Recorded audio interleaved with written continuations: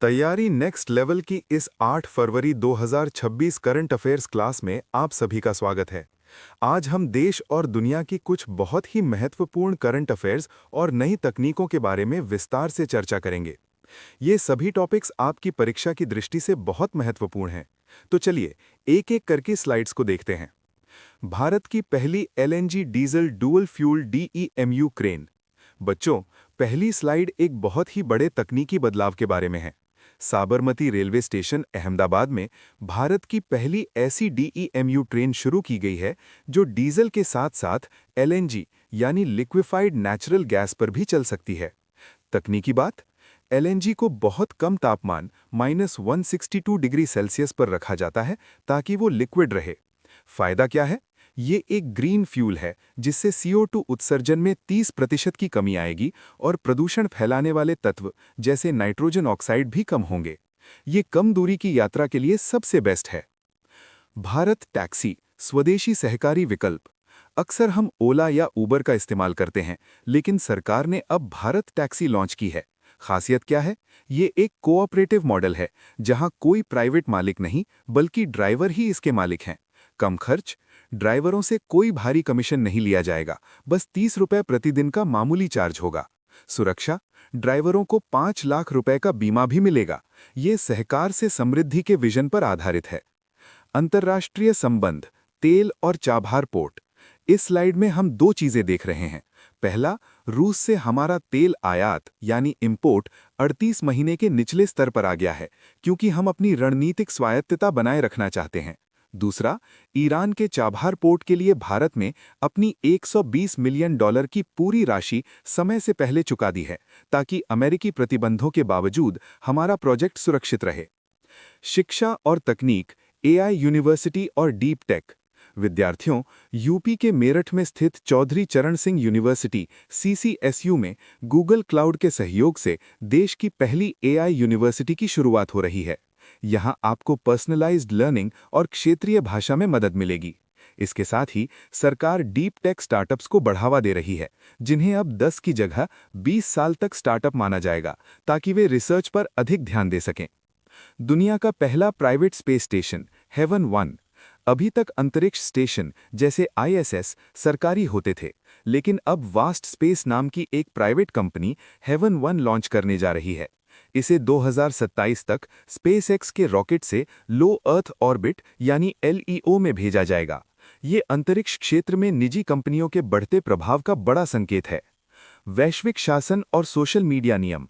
Dubai में world government summit 2026 आयोजित हुई, जिसका विषय था भविष्य की सरकार।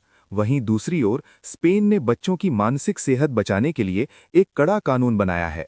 वहां 16 साल से कम उम्र के बच्चों के लिए सोशल मीडिया पूरी तरह बैन कर दिया गया है। ऑस्ट्रेलिया और फ्रांस जैसे देशों ने भी ऐसे ही नियम बनाए हैं। RBI के नए नियम, डिजिटल फ्रॉड पर मुआवजा। अगर आपके साथ कभी छोटा डिजिटल फ्रॉड हो जाए तो घबराइए मत। RBI के नए नियमों के अनुसार फ्रॉड होने पर पीड़ित को उसके नुकसान का 85% हिस्सा यानी अधिकतम 25,000 रुपये वापस मिल सकता है। ये पैसा एक विशेष जमाकर्ता शिक्षा और जागरूकता फंड यानी DEAF से दिया जाएगा। इसके लिए नो क्वेश्चंस आस्क्ड पॉलिसी अपनाई गई है। सुप्रीम कोर्ट, नाबालिग के गर्भपात का अधिकार। सुप्रीम कोर्ट ने एक बहुत महत्वपूर्ण फैसला सुनाया है। एक 17 साल की नाबालिग को 30 सप्ताह की गर्भावस्था के बाद भी गर्भपात की अनुमति दी गई है।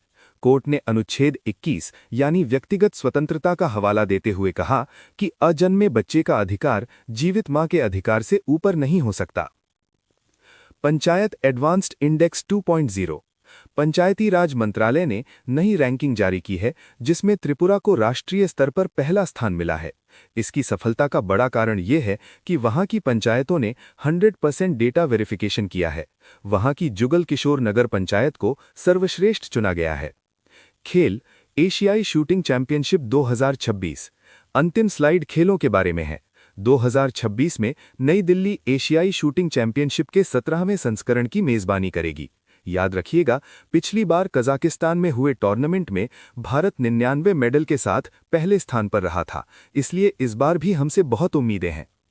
अब बात करते हैं प्रसिद्ध समाजशास्त्री यानी सोशियोलॉजिस्ट आंद्रे बेतेई की, जिनका हाल ही में निधन हो गया है। उन्होंने अपना पूरा जीवन जाति और वर्ग यानी कास्ट एंड क्लास पर शोध करने में लगाया। उन्हें 2005 में पद्म भूषण से भी सम्मानित किया गया था और वे अशोका यूनिवर्सिटी के चांसलर भी रहे हैं। ये नाम याद रखिएगा, समाजशास्त्र से जुड़े सवालों में ये अक्सर पूछा जाता है। दूसरी बड़ी खबर है न्यू स्टार्ट ट्रीटी का समाप्त होना। ये अमेरिका और रूस के बीच की एक परमाणु संधि थी जो 5 फरवरी को खत्म हो गई है। अब विवाद ये है कि अमेरिका चाहता है कि इस संधि में चीन को भी शामिल किया जाए, लेकिन चीन ने इससे साफ मना कर दिया है। अंतर्राष्ट्रीय सुरक्षा के नजरिए से ये एक बड़ी खबर है। Superfast revision part 1। विद्यार्थियों, अब जल्दी से कुछ राष्ट्रीय अपडेट्स देख लेते हैं। महाराष्ट्र, यहाँ एक इतिहास रचा गया है। सुनेत्रा पवार राज्य की पहली महिला उप मुख्यमंत्री यानी फर्स्ट वुमन डेप्यूटी सीएम बन गई हैं। महिलाओं की राजनीति में बढ़ती भागीदारी का ये एक बड़ा उदाहरण है।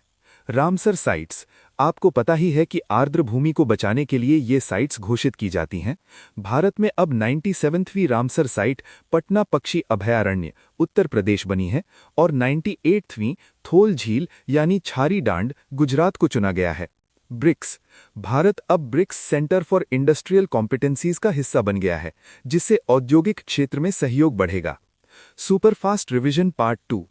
इस अंतिम स्लाइड में हम खेल और अन्य वैश्विक रिकॉर्ड्स की बात करेंगे।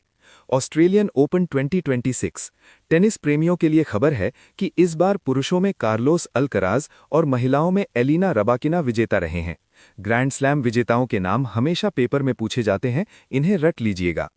Guinness world record, Andhra Pradesh सरकार एक अनोखा रिकॉर्ड बनाया है। उन्होंने मात्र 24 घंटे के अंदर 555 ई साइकिल्स का वितरण किया है। पर्यावरण और स्वास्थ्य के लिए ये एक शानदार पहल है। यूएन, अंतर्राष्ट्रीय तनाव बढ़ाते हुए ईयू ने ईरान के इस्लामिक रेवोल्यूशनरी गार्ड कॉर्प्स को आतंकवादी समूह यानी टेररिस्ट ग्रुप की सूची में शामिल कर लिया है। अब हम लोग घटनाचक्र करंट अफेयर्स का डेज 5 करने वाले हैं। तब तक आप लोग चैनल को सब्सक्राइब और लाइक कर लीजिए और अपने दोस्तों के साथ शेयर कीजिए। धन्यवाद। चलिए शुरू करते हैं।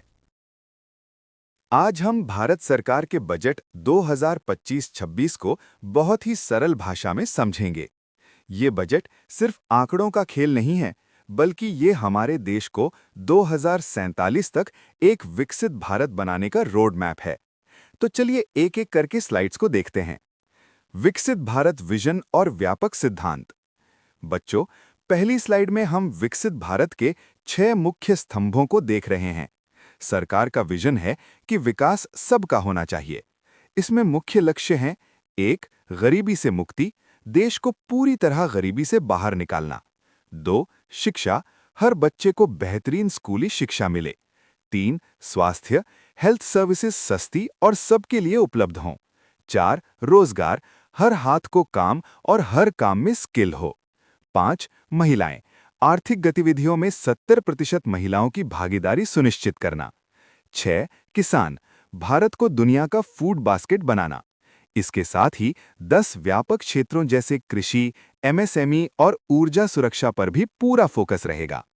इंजन 1, कृषि विकास और ग्रामीण संपन्नता, पार्ट 1। अब बात करते हैं खेती की। सरकार ने प्रधानमंत्री धन धान्य कृषि योजना शुरू की है। इसे ऐसे समझिए कि देश के वो 100 जिले जहां पैदावार कम है, उन्हें चुना गया है। वहां फसल विविधीकरण यानी क्रॉप डाइवर्सिटी और ब्लॉक लेवल पर स्टोरेज की सुविधा दी जाएगी। इससे लगभग 1.7 करोड़ किसानों को सीधा फायदा होगा। इंजन 1, मिशन और जिन्सवार पहल, पार्ट 2। इस स्लाइड में विशिष्ट फसलों पर ध्यान दिया गया है, जैसे दालें। दलहनों में आत्मनिर्भरता मिशन के तहत तूर, उड़द और मसूर पर फोकस है। मखाना, बिहार के विद्यार्थियों के लिए बड़ी खबर है कि वहां मखाना बोर्ड बनाया जाएगा। मत्स्य पालन, भारत को दुनिया का दूसरा सबसे बड़ा मछली उत्पादक देश बनाने का लक्ष्य है।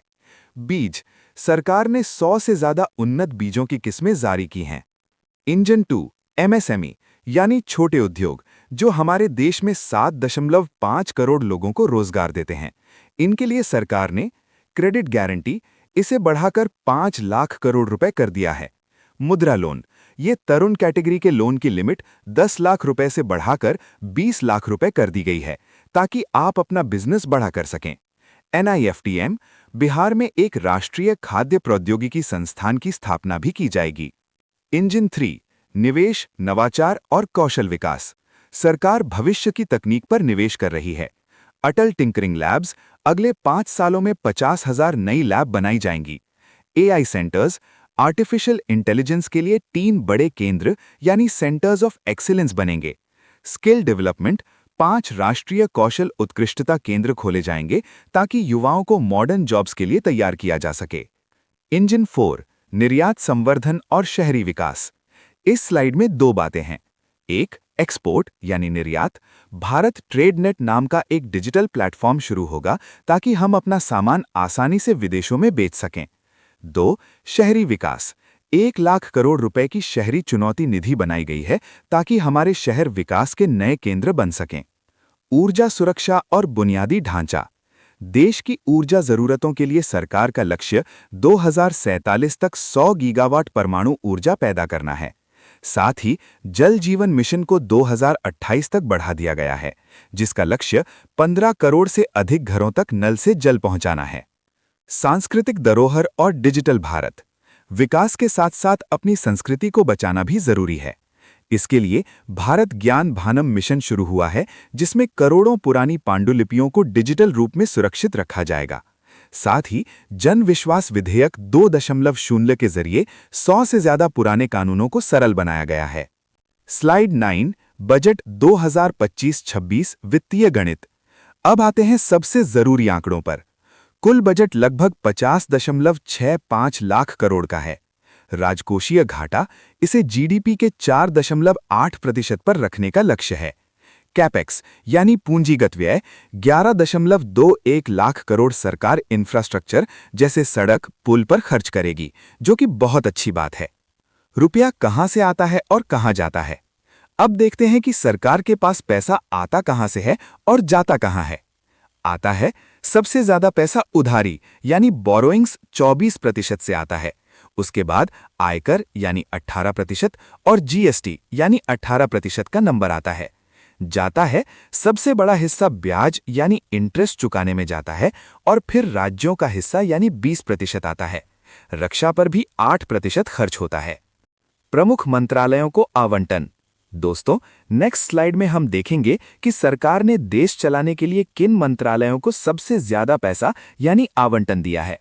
सबसे पहले आता है रक्षा मंत्रालय यानी मिनिस्ट्री ऑफ डिफेंस, जिसे 6,81,210 करोड़ रुपए दिए गए हैं। देश की सुरक्षा सबसे ऊपर है, इसलिए इसे सबसे बड़ा हिस्सा मिला है। इसके बाद है सड़क परिवहन एवं राजमार्ग, जिसे 2,87,333 करोड़ रुपए मिले हैं ताकि देश में सड़कों का जाल बिछाया जा सके। ग्रामीण विकास के लिए 2,66,817 करोड़ रुपए आवंटित किए गए हैं। रेलवे मंत्रालय को 2,55,445 करोड़ रुपए मिले हैं। कृषि और संबद्ध कार्यकलापों के लिए 1,71,437 करोड़ रुपए और शिक्षा के लिए 1,28,650 करोड़ रुपए का प्रावधान किया गया है। इससे पता चलता है कि सरकार का फोकस सुरक्षा, बुनियादी ढांचे और शिक्षा पर बराबर बना हुआ है। प्रमुख योजनाओं के लिए आवंटन। अब बात करते हैं उन स्कीमों या योजनाओं की जो सीधे आम लोगों के जीवन को बेहतर बनाती हैं। सबसे महत्वपूर्ण है पीएम गरीब कल्याण अन्न योजना, जिसके लिए 2.3 लाख करोड़ रुपए रखे गए हैं ताकि कोई भूखा न रहे। गांवों में रोजगार देने वाली मनरेगा स्कीम के लिए 86,000 करोड़ रुपए दिए गए हैं।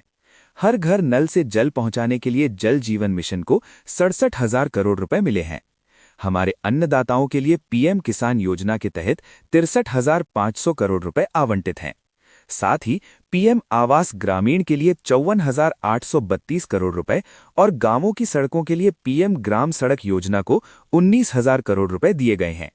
इन योजनाओं का मुख्य उद्देश्य गांवों और गरीबों का विकास करना है। कर सुधार, प्रत्यक्ष और अप्रत्यक्ष कर। विद्यार्थियों, ये स्लाइड आप सभी के लिए और खासकर नौकरी पेशा लोगों के लिए बहुत जरूरी है, क्योंकि ये आपकी जेब यानी टैक्स से जुड़ी है। New tax regime slabs. सरकार ने टैक्स स्लैब्स को काफी आसान बना दिया है। 0 से 4 लाख की आय पर कोई टैक्स नहीं है। 4 से 8 लाख पर 5%, 8 से 12 लाख पर 10% और इसी तरह 24 लाख से ऊपर की आय पर 30% टैक्स लगेगा। एक बड़ी राहत ये है कि स्टैंडर्ड डिडक्शन को वेतन भोगियों के लिए बढ़ाकर 75,000 रुपए कर दिया गया है। साथ ही शर्तों के साथ 12 लाख रुपए तक की सालाना आय पर कोई टैक्स नहीं देना होगा। अप्रत्यक्ष कर की बात करें तो कैंसर के मरीजों के लिए बड़ी राहत दी गई है। 3 जीवन रक्षक कैंसर दवाओं पर सीमा शुल्क अब 0 कर दिया गया है। ये एक बहुत ही मानवीय कदम है। आर्थिक परिदृश्य और निष्कर्ष। अंतिम स्लाइड में हम देश की आर्थिक सेहत यानी इकोनॉमिक हेल्थ को देखते हैं। 2024-25 के लिए भारत की जीडीपी वृद्धि दर 6.5 से 7% रहने का अनुमान है। सेवा क्षेत्र 7.2% की शानदार रफ्तार से बढ़ रहा है। हमारा विदेशी मुद्रा भंडार दिसंबर 2024 तक $640.3 बिलियन पहुंच गया है, जो हमारी आर्थिक मजबूती को दर्शाता है। सबसे अच्छी बात यह है कि मुद्रास्फीति यानी महंगाई काबू में है और 4% के बैंड के भीतर है। कुल मिलाकर यह बजट विकसित भारत 2047 की नींव को और भी मजबूत करता है। सकल घरेलू उत्पाद जीडीपी अनंतिम अनुमान 2024-25। बच्चों, पहली स्लाइड में हम देश की आर्थिक सेहत यानी जीडीपी की बात करेंगे। राष्ट्रीय सांख्यिकी कार्यालय एनएसओ ने 30 मई 2025 को ये आंकड़े जारी किए हैं। यहाँ 2 शब्द ध्यान से देखिए, नॉमिनल जीडीपी जो 9.8% रही है और वास्तविक रियल जीडीपी जो 6.5% है। अगर हम सेक्टर के हिसाब से देखें तो भारत में टर्शरी यानी सेवा क्षेत्र सर्विसेज का दबदबा सबसे ज्यादा है, जिसका हिस्सा 55.0% है। प्राथमिक क्षेत्र कृषि 19.7% और द्वितीयक उद्योग 25.3% पर है। याद रखिएगा, सर्विस सेक्टर हमारी इकोनॉमी का सबसे बड़ा इंजन है। भारत का विदेशी ऋण एक्सटर्नल डेट। अगली स्लाइड बहुत जरूरी है। ये दिखाती है कि मार्च 2025 के अंत तक भारत पर कितना विदेशी कर्ज है। हमारा कुल विदेशी ऋण $736.3 बिलियन है, जिसमें पिछले साल के मुकाबले $67.5 बिलियन की वृद्धि हुई है। हमारी जीडीपी के अनुपात में ये कर्ज 19.1% है। सबसे महत्वपूर्ण बात, हमारे कर्ज का सबसे बड़ा हिस्सा अमेरिकी डॉलर यानी 54.2% में है। इसके बाद भारतीय रुपए का स्थान आता है। तो अगर डॉलर की कीमत बढ़ती है तो हमारे कर्ज का बोझ भी बढ़ सकता है। ऐतिहासिक रिकॉर्ड, विदेशी मुद्रा भंडार $700 बिलियन के पार। विद्यार्थियों, ये देश के लिए गौरवशाली क्षण है। 27 सितंबर 2024 को भारत का विदेशी मुद्रा भंडार पहली बार $700 बिलियन के मनोवैज्ञानिक स्तर को पार कर गया है। आरबीआई के आंकड़ों के अनुसार ये लगभग $704.89 बिलियन रहा। अब भारत दुनिया का चौथा सबसे बड़ा विदेशी मुद्रा भंडार वाला देश बन गया है। हमसे आगे सिर्फ चीन, जापान और स्विट्जरलैंड है। ये भंडार हमें किसी भी वैश्विक आर्थिक संकट से लड़ने की ताकत देता है। राजकोषीय स्वास्थ्य सूचकांक 2025। अब देखते हैं कि हमारे राज्यों का वित्तीय प्रबंधन कैसा है।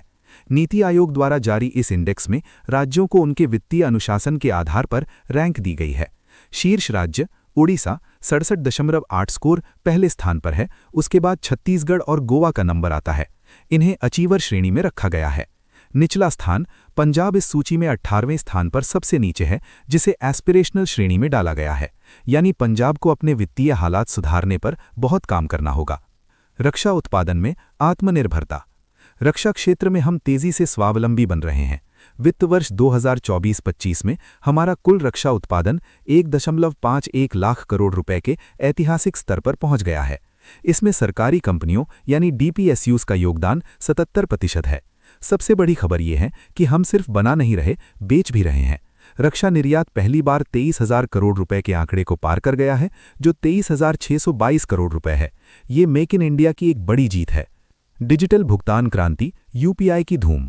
बच्चों, आप सब रोजाना यूपीआई इस्तेमाल करते होंगे। आईएमएफ की रिपोर्ट के अनुसार दुनिया के 48.5% रियल टाइम भुगतान अकेले भारत में होते हैं। अगस्त 2025 में एक नया रिकॉर्ड बना, जब महीने भर में 20 बिलियन से अधिक लेन देन हुए। अब यूपीआई सिर्फ भारत तक सीमित नहीं है, ये फ्रांस, यूएई, सिंगापुर और नेपाल जैसे देशों में भी सक्रिय है। ये भारत की डिजिटल ताकत का लोहा मनवा रहा है। Pan 2.0 project. सरकार टैक्स सिस्टम को और आसान बनाने के लिए 1435 करोड़ रुपए की पैन 2.0 परियोजना ला रही है। इसका मुख्य उद्देश्य सभी पहचान प्रणालियों का सिंगल साइन ऑन और पूरी प्रक्रिया को पेपरलेस बनाना है। इसे व्यापार के लिए कॉमन बिजनेस आईडी के रूप में विकसित किया जा रहा है ताकि व्यापारियों को बार बार अलग अलग आईडी न देनी पड़े। प्रत्यक्ष लाभ हस्तांतरण डीबीटी कल्याणकारी दक्षता। भ्रष्टाचार और लीकेज रोकने में डीबीटी ने कमाल किया है। जैम ट्रिनिटी की वजह से दक्षता सूचकांक 2014 के 0.32 से बढ़कर 2023 में 0.91 हो गया है। सरकार ने इसके जरिए बिचौलियों को खत्म करके अब तक 3.48 लाख करोड़ रुपए की बचत की है। लाभार्थी कवरेज भी 11 करोड़ से बढ़कर 176 करोड़ पहुंच गया है। ये पैसा सीधे गरीब के खाते में जा रहा है। आवर्धिक श्रम बल सर्वेक्षण PLFS महिला प्रतिभागिता। इस सर्वे में एक बहुत दिलचस्प तथ्य सामने आया है। अखिल भारतीय स्तर पर कामगार जनसंख्या प्रतिशत 52.0% है। महिला प्रतिभागिता शहरी क्षेत्रों की तुलना में ग्रामीण क्षेत्रों में महिलाओं की प्रतिभागिता 35.4% काफी अधिक है। ग्रामीण महिलाओं के लिए बेरोजगारी दर भी काफी कम, मात्र 4.3% है। इससे पता चलता है कि ग्रामीण अर्थव्यवस्था में महिलाएं बहुत सक्रिय भूमिका निभा रही हैं। प्रधानमंत्री मुद्रा योजना 10 साल बेमिसाल। 2015 में शुरू हुई इस योजना ने छोटे उद्यमियों की किस्मत बदली है। अब तक 33.65 लाख करोड़ रुपए का लोन स्वीकृत किया जा चुका है। बड़ा अपडेट, अब तरुण कैटेगरी के लोन की सीमा 10 लाख रुपए से बढ़ाकर 20 लाख रुपए कर दी गई है। इसमें 68% लाभार्थी महिला उद्यमी हैं, जो महिला सशक्तिकरण का एक बड़ा उदाहरण है। आयुष्मान वय वंदना कार्ड। हमारे बुजुर्गों के लिए सरकार ने 29 अक्टूबर 2024 को ये शानदार योजना शुरू की है। पात्रता 70 वर्ष या उससे अधिक आयु के सभी वरिष्ठ नागरिक, चाहे उनकी आय कितनी भी हो। इसमें प्रति परिवार 5 लाख रुपए का मुफ्त इलाज हर साल मिलेगा। याद रखिएगा, ये एक यूनिवर्सल योजना है, इसमें अमीर गरीब का कोई भेद नहीं है। सुभद्रा योजना ओडिशा। ओडिशा सरकार की ये सबसे बड़ी महिला केंद्रित योजना है, जिसे पीएम मोदी ने 17 सितंबर 2024 को लॉन्च किया। इसमें 21 से 60 वर्ष की 1 करोड़ से अधिक महिलाओं को 5 वर्षों में कुल 50,000 रुपए दिए जाएंगे। ये राशि 10,000 रुपए प्रति वर्ष की किश्तों में सीधे उनके खाते में जाएगी। इसका नाम भगवान जगन्नाथ की बहन देवी सुभद्रा के नाम पर रखा गया है। क्विक रिवीजन, महत्वपूर्ण आंकड़े अंत में चलिए जल्दी से दोहरा लेते हैं। GDP growth 6.5% real. विदेशी मुद्रा भंडार $704.89 बिलियन, दुनिया में चौथा स्थान। रक्षा उत्पादन 1.51 लाख करोड़ रुपए। यूपीआई लेन देन 20 बिलियन प्रति माह। दोस्तों याद रखिएगा, बार बार रिवीजन ही सफलता की कुंजी है। आज की क्लास में इतना ही। पढ़ते रहिए और नेक्स्ट लेवल की तैयारी करते रहिए। धन्यवाद।